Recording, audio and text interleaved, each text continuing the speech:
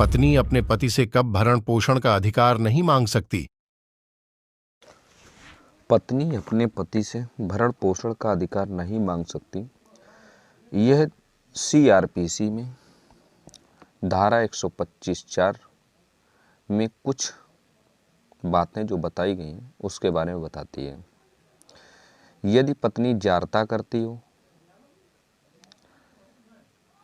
पत्नी बिना किसी पर्याप्त कारण के पति से अलग रहती हो, या दोनों आपस में सहमति से एक दूसरे से अलग रहते हों, और यह बात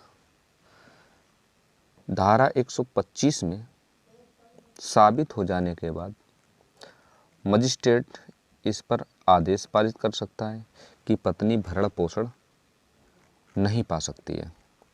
इस संबंध में जो सामान्य लोग हैं उनके बारे में बताना चाहेंगे। ये देखो, ये प्रॉब्लम एक ऐसी प्रॉब्लम है, सभी के साथ होती है या होने वाली होती है।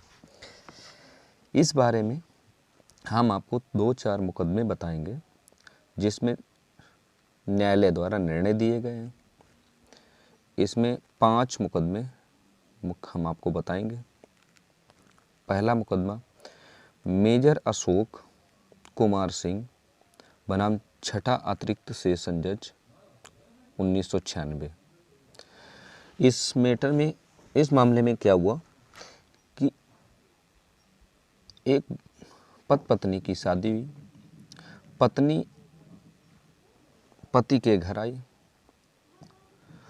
उसने सोचा कि हम अपने पति के यहाँ आराम पूर्वक घर में रहेंगे और अपने पत्नी धर्म के कर्तव्यों को पालन करके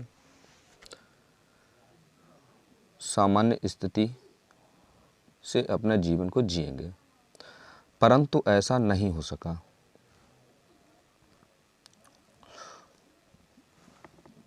पत्नी ने अपना मुकदमा फाइल किया। उच्चतम न्यायालय द्वारा निर्णित किया गया कि पति इस योग्य नहीं था कि वह अपनी पत्नी के साथ वैवाहिक संबंध स्थापित कर सके। पत्नी को मिले हुए तलाक को सही साबित करने के उपरांत उसे भरण पोषण के लिए धारा 125(3) के अंतर्गत समुचित धन देने का आदेश भी पारित किया गया, और इसमें पति का पत्नी को शारीरिक कष्ट देने का मुख्य कारण माना गया। ऐसी स्थिति में पति को अपनी पत्नी को भरण पोषण की धनराशि देनी पड़ी। इसमें दूसरा मुकदमा सावित्री पांडे बनाम न्यायाधीश पारिवारिक न्यायालय इलाहाबाद 2004 का आया। इस मामले में क्या हुआ कि पत्नी अब कोई ऐसी परिस्थितियों की वजह से पति से अलग रह रही थी। पत्नी को अपने पति के घर को छोड़कर अपने माता पिता के साथ यहाँ रहना पड़ रहा था। तो उस दशा में वह अपने पति के भरण पोषण की राशि प्राप्त करने की अधिकारिणी केवल तब तक होगी जब तक कि उसने किसी अन्य व्यक्ति से पुनर्विवाह ना किया हो। इस मामले में पत्नी ने दूसरा विवाह कर लिया था, अतः उसे केवल दूसरा विवाह की तारीख तक ही अपने पूर्व पति से भरण पोषण की राशि प्राप्त करने का अधिकार था। इसमें किसी परिस्थिति की वजह से वह अपने मायके चली गई। इसके बाद उसने अपने हस्बैंड से भरण पोषण की धनराशि प्राप्त करने का प्रयास किया, लेकिन न्यायालय ने इसमें निर्देश दिया कि पत्नी ने दूसरी शादी कर ली थी। पत्नी को केवल भरण पोषण तब तक मिल सकता है जिस तारीख से जब तक उसकी शादी नहीं हुई। उसका भरण पोषण उस दिन से बंद हो जाएगा जब उसकी शादी हो जाएगी। इसी संबंध में एक दूसरा मुकदमा है साविताबेन सोमभाई भाटिया बनाम गुजरात राज्य AIR 2005 का मामला है।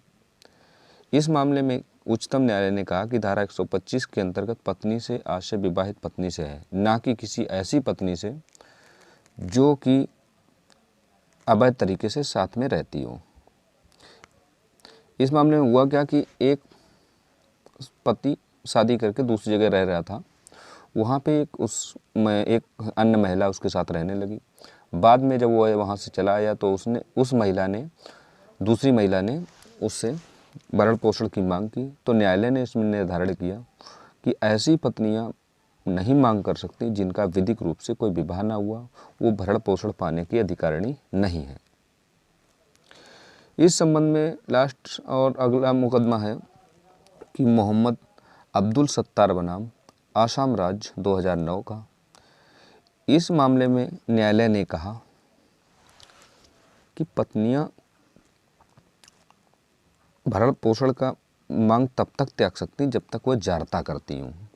अगर वह जारता नहीं करती हैं तो ऐसी स्थिति में उनको भरण पोषण से वंचित नहीं किया जा सकता। तो ये सारा कुछ निकल के इस बात पे आता है कि जारता एक ऐसी व्यवस्था है, जारता एक ऐसा तत्व है जिसको साबित नहीं किया जा सकता। अगर आपने शादी की है तो पत्नी का भरण पोषण करना एक आपका नियम बनता है। तो ये सारा कुछ आप लोगों को जैसा लगा वैसा आप हमें बताइए। ऐसे ही कानून से संबंधित जानकारी चाहिए तो हमारे चैनल को लाइक और सब्सक्राइब करें।